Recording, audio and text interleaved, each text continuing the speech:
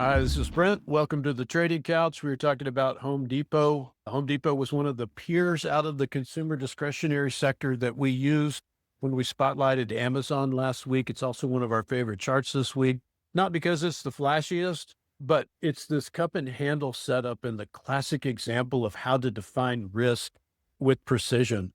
This long-term base that's been built up here between 265 and 333. It shows a massive institutional accumulation structure right here. This is a back test of this. So we're late stage accumulation or reaccumulation. You see these Elliott Wave theory tags? Don't feel like you need to be an expert in Elliott Wave.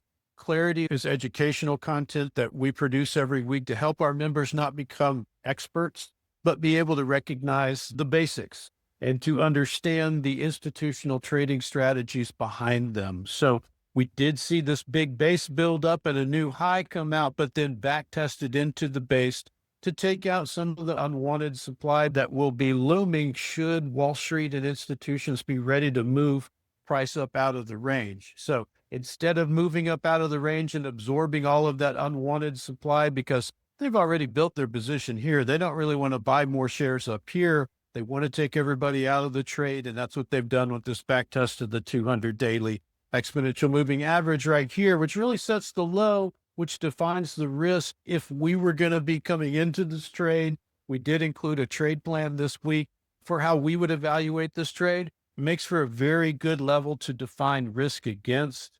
If price were to clear this top right here in the market structure and move out and start setting new all-time highs with supporting volume through this range, we think it sets up nicely for a continuation trade because we believe Home Depot is really going to benefit from the easing monetary policy that we should see going into the end of the year. We do believe that's going to spur some spending within the consumer discretionary sector, and we think Home Depot is going to be one of the ones to really benefit from that. So we're going to be looking for Home Depot to, whether it sets a new low down here and comes after this liquidity pocket right here because it's there. We're not ruling out a move down right here, which would really provide a nice entry. Whether it does that or whether or not it proceeds out of this range right here, we think Home Depot going into next year is going to have a really good year. If you want the charts and the breakdowns and the trade plans, including cascading stops and where we would be entering,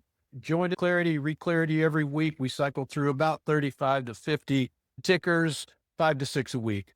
That's all the time we've got for Home Depot. We'll see you next week.